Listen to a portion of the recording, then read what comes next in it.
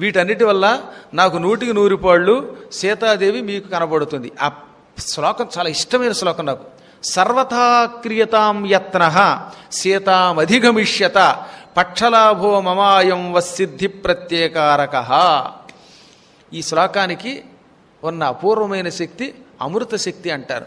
ఎప్పుడైనా ఎవరికైనా కాళ్ళు చేతులు విరిగిపోయినా, లేక తీవ్రమైన అనారోగ్యం వచ్చినా, మంచం మించి లేవలేకపోయినా, బాగా కఫం పెరిగిపోయినా, అప్పుడు ఈ శ్లోకాన్ని ఉదయం 3 సార్లు, మధ్యాహ్నం 3 సార్లు, సాయంత్రం 3 సార్లు చొప్పున చదివితే మంచి అవయవ లాభం.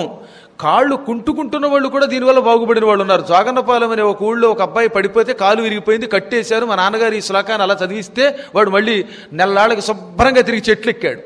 అలాంటి మహిమ కలిగిన మహామంత్ర శ్లోకం. ఈ శ్లోకం ఎందుకు చెబుతున్నానంటే పదే పదే మీకు సంపాతి వీళ్ళకి చెప్పాడు సీతాదేవి గురించి, మీరు వెళ్ళండి ఆవిడ దొరుకుతుందని. అలా చెప్పగానే వెంటనే ఆయనకి ఎర్రగా రెక్కలు వచ్చేసాయి, అద్భుతంగా రెక్కలు వచ్చాయి, మంచి బలమైన రెక్కలు వచ్చాయి. వెంటనే ఆయన ఏమన్నాడో తెలుసా? చూశారా, నేను సీత మీకు లభిస్తుందని అక్కడ ఉందని చెప్పగానే నాకు రెక్కలు వచ్చాయి. రాముడి గురించి సీత గురించి ఎవరైనా కొంచెం ఆలోచించి వారికి ఉపకారం చేయాలనుకున్నా, వారికి సేవ చేయాలనుకున్నా అవయవాల లోపాలు తొలగిపోతాయి. అందువల్ల పక్షలాభో మమాయం వసిద్ధి ప్రత్యయకారకః. దానికి ఉదాహరణకు నాకు రెక్కలు రావడమే మీకు సిద్ధి కలుగుతుంది అని వెంటనే ఏం చేశాడు? ఎగిరిపోయాడు. అది వేరే విషయం.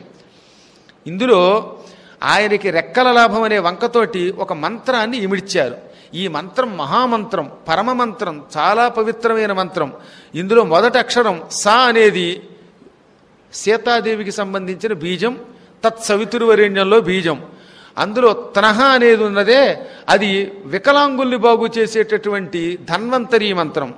తర్వాత సీతామధిగమిష్యత అన్న దాంట్లో సి అనేది ఉన్నదే అది బుద్ధి జ్ఞానాన్ని పెంచే మంత్రం. పకారము అనేటటువంటిది ఉత్సాహాన్ని పెంచే మంత్రం. ఈ బీజములను కలిపి ఈ శ్లోకంలో పెట్టారు. అందుకే పూర్వకాలంలో బాగా చదువుకున్న పెద్దలు మా చిన్నప్పుడు ఈ శ్లోకాన్ని రోజు 3 పూట్ల 3 సార్లు చదివేవారు. నేను కూడా ఒకసారి చిన్నప్పుడు చాలా అల్లరి చేసిన వాడు. అల్లరంటే పిచ్చి అల్లరి కాదు. ఓ చెట్టు ఎక్కి మా అమ్మగారు వేపాకు కొయ్యమంటే, వేప చిగురు కొయ్యమంటే ఆ వేప చిగురు కోసం చెట్టు ఎక్కి తొందరలో అమ్మగారి కోరిక కోసం ఢామని కిందకు దూకాం. దూకగానే చచ్చినంత పని ఇది లోపల ఒక గాల్ బ్లాడర్ ఏదో పగిలింది లోపల, మొత్తం ఏదో రక్తం బయటకు వచ్చింది. అది రాగానే హోమియోపతి డాక్టర్ గారి దగ్గర తీసుకెళ్లారు. ఈలోపు ఈ శ్లోకాన్ని 6 సార్లు చదివించారు మా నాన్నగారు. చిత్రం చెప్పమంటారా? ఆ డాక్టర్ గారు అన్నారు, ఎక్స్రే తీయించి, ఇదేం విచిత్రం అండి, పగిలి వెంటనే ఎలా తుక్కుపోయిందో తెలియట్లేదండి, అసలు మందు ఎక్కర్లేదండి అన్నారు. నిజం చెప్తున్నాను, ఇందులో నేను రవ్వంత అతిశయోక్తి చెప్పట్లా. నేను నాతో పాటు చదువుకున్నటువంటి వాళ్ళకి చాలామందికి తెలిసి ఇదనమాట. నాతో పాటు చదువుకున్నవాడు ఇప్పటికో హిందీ పండితుడు చేస్తున్నాడు. చెట్టు మించి కింద పట్టడం ఏంటి, ఆ లోపల ఉన్న ఒక ట్యూబు రక్తనాళం పగిలి అది ఏ మందు లేకుండా అతుక్కోవడం